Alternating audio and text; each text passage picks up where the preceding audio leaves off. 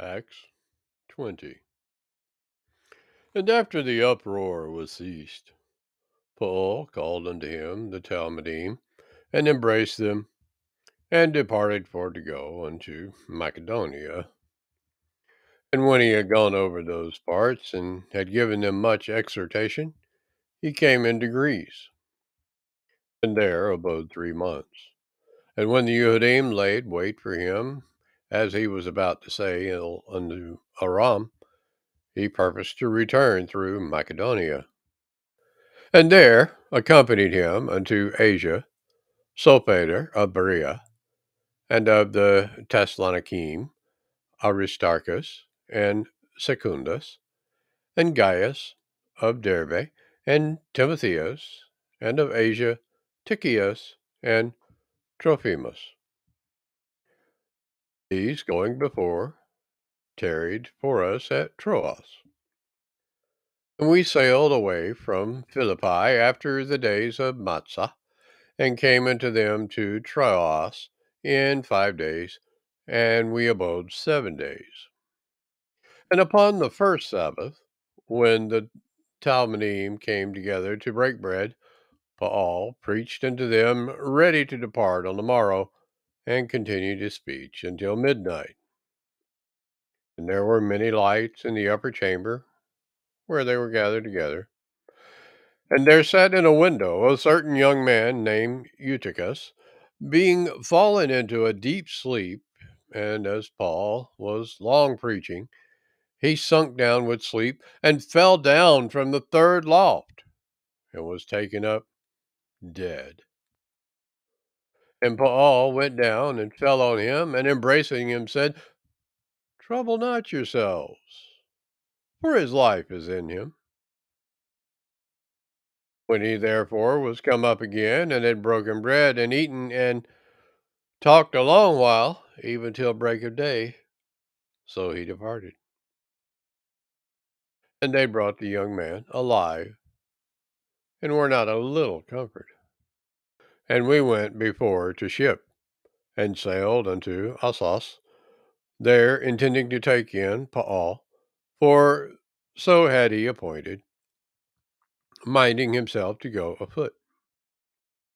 And when he met with us at Assos, we took him in, and came to Mytilene. And we sailed thence, and came the next day over against Chios, and the next day we arrived at Samos, and tarried at Trogyllium, and the next day we came to Miletus. For Paul had determined to sail by Ephesus, because he would not spend the time in Asia, for he hasted, if it were possible for him, to be at Jerusalem the day of the feast of Shavuot. And from Miletus he sent to Ephesus, and called the elders of the called out assembly. And when they were coming to him, he said unto them, Ye know from the first day that I came into Asia, after what manner as I have been with you at all seasons, serving as YAHUAH with all humility of mind, and with many tears and temptations, which befell me by the lying in wait of the Yehudim, and how I kept back nothing that was profitable unto you, but have showed you and have taught you publicly and from house to house, testifying both to the Yehudim and also to the Yavanim repentance toward YAHUAH and belief toward our Adonai YAHUSHA HaMashiach. And now, behold, I go bound in the Ruach unto Jerusalem, not knowing the things that shall befall me there, save that the Ruach HaKodesh witnesses in every city, saying that bonds and afflictions abide me. But none of these things move me, neither count I my life dear unto myself, so that I might finish my course with joy, and the ministry which I have received of Adonai Yahusha, to testify the Besorah of the grace of Yahuwah. And now, behold, I know that ye all, among whom I have gone preaching at the kingdom of YAHUAH, shall see my face no more.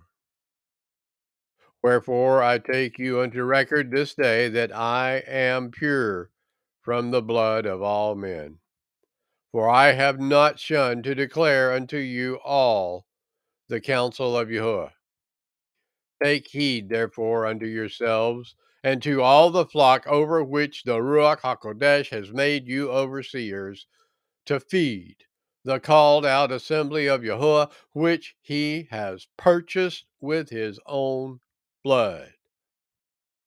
For I know this, that after my departing shall grievous wolves enter in among you, not sparing the flock.